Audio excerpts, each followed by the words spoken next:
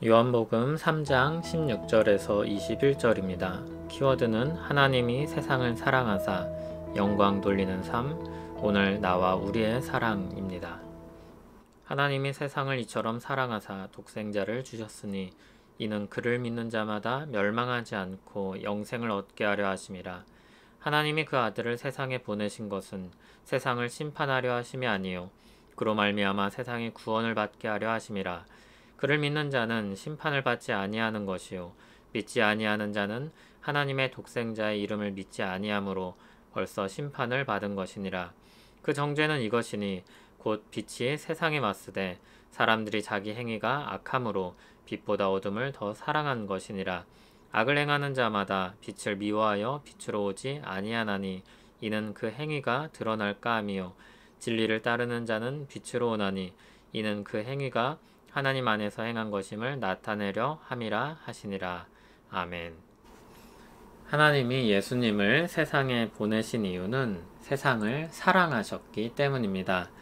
하나님이 먼저 사랑하신 것입니다. 하나님이 기쁘신 뜻대로 사랑하셨고 구원의 길을 여셨고 구원하신 것입니다. 그리고 우리에게 그 사랑의 하나님을 바라보게 하십니다. 16절 앞에는 왜냐하면 이라는 말이 번역을 하면서 생략되었습니다. 문장 구조 자체가 앞의 내용과 오늘 말씀을 연결시키고 있습니다. 높이 들린 불뱀을 믿음으로 바라보고 구약의 백성들이 구원을 얻었습니다. 이제 하나님이 마련하신 구원의 방법을 믿음으로 바라보고 구원을 얻어야 할 것입니다. 그 방법은 높이 들리신 예수 그리스도를 바라보는 것입니다. 그러면 하나님께서 왜 그렇게 우리에게 영생을 얻게 하시려고 그 큰 희생을 마다하지 않으셨는가 물을 수 있습니다.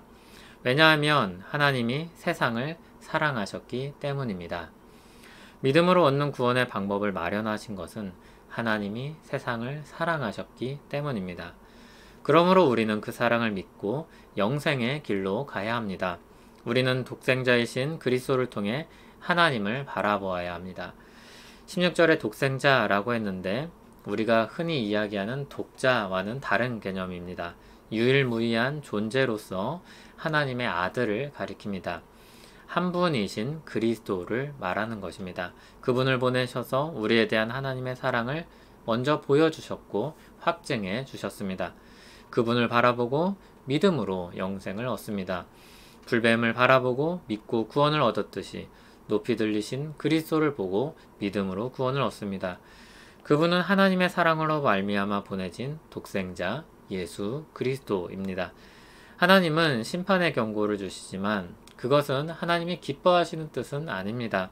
멸망하지 않고 영생을 얻게 하기를 원하셨고 그래서 독생자를 보내셨습니다. 아들을 세상에 보내신 일은 심판이 아니라 구원을 위한 일입니다. 18절 아래를 보면 믿음에 의해 우리 결말이 갈릴 것입니다.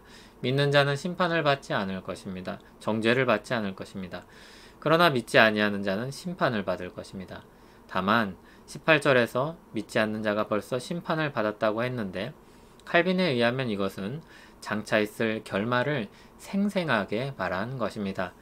지금의 불신앙이 끝까지 갈 것이라는 단정이 아닌 것입니다. 회심한 사람은 모두 회심하기 이전까지 불신앙 가운데 있던 사람이었습니다. 그러므로 불신앙 가운데 있는 사람은 그 상태가 이미 심판 아래 놓인 상태라는 뜻이고 그 상태로 계속 가면 멸망에 이른다는 의미입니다. 그러한 상태를 19절에서 더 자세히 묘사합니다. 자기 행위가 악하여서 어둠을 사랑합니다. 그리고 빛으로 나오지 않습니다. 자신의 어두운 면이 드러날까 염려하기 때문입니다. 그러나 진리를 따르는 자는 빛으로 나옵니다. 자신의 행위가 하나님 안에서 행한 것이라는 것을 드러내려고 합니다. 자신에게 베푸신 은혜를 알고 받은 은혜에 대한 마땅한 감사를 올려드리는 것입니다. 그리하여 하나님께서 하신 일을 드러내려는 것입니다. 하나님께 영광 돌리는 삶을 사는 것입니다. 하나님의 사랑에 대한 적절한 반응은 믿음으로 그 사랑을 붙잡는 것입니다. 마치 자신을 사랑하는 사람이 손을 내밀어 프로포즈할 때 그것을 수락하듯이 믿음으로 하나님의 사랑의 말씀을 붙잡는 것입니다. 예수 그리스도의 십자가를 붙잡고 더 이상 정죄받지 않는 하나님의 자녀가 되며 그 모든 복락을 받아 누리는 것입니다. 영접하는 자 곧 그 이름을 믿는 자들에게는 하나님의 자녀가 되는 권세를 주신다는 이 약속의 말씀을 내 것으로 받는 것입니다. 하나님이 우리를 위해 마련하신 선물을 감사함으로 받는 것입니다. 그리고 그 구원의 은혜를 받은 사람으로서 이 땅에서 하나님이 행하신 놀라운 일을 드러내며 살게 되는 것입니다. 우리 삶을 하나님이 기뻐하시는 거룩하고 살아있는 제물로 드리는 것입니다. 그것이 우리의 영적 예배라 하였습니다. 우리 삶 전체를 통해서 하나님의 은혜를 나타내는 것입니다. 요한복음에서는 특별히 그러한 삶의 모습이 서로 사랑하는 것으로 제시되고 있습니다. 서로 사랑하면 모든 사람이 예수님의 제자인 줄 알 것입니다. 우리가 받은 은혜와 사랑이 우리가 은혜와 사랑을 베풀므로써 드러내게 될 것입니다. 그리고 하나님은 그런 우리를 기뻐하실 것입니다. 신자는 하나님의 사랑에 사랑으로 반응하는 사람들입니다. 정도의 차이가 있을 것입니다. 능력의 차이가 있을 것입니다. 표현 방식의 차이가 있을 것입니다. 그러나 사랑이 있다는 것은 다르지 않을 것입니다. 그러므로 다른 사람의 사랑이랑 나의 사랑을, 우리의 사랑을 비교하지 마시기 바랍니다. 나의 사랑을 하고 우리의 사랑을 하시기 바랍니다. 다만 정체되어 있지는 않기를 바랍니다. 오늘보다 내일 더 사랑하기를 바랍니다. 오늘 할 사랑이 내일로 미뤄지고 또 미뤄지지 않기를 바랍니다. 그래서 오늘 우리 삶에서 크고 작은 우리의 사랑으로 하나님이 우리에게 행하신 은혜와 사랑을 나타내길 원합니다. 저와 여러분의 삶이 그 은혜 속에 있기를 원합니다. 신자의 삶은 하나님을 향한 이 영광의 찬송으로 부름을 받고 있는 것입니다. 하나님 아버지 감사합니다. 주님의 크신 사랑으로 말미암아 어두운 우리 삶에 빛이 들어오고 생기를 얻습니다. 우리가 받은 사랑을 더 자주 더 깊이 묵상하게 하시고 우리를 넘치게 하셔서 그렇게 살게 하옵소서. 그렇게 주님 나타내며 살게 하옵소서. 연약하고 부족한 것을 저희도 알고 주님도 아십니다. 우리 필요를 채워 주시옵소서.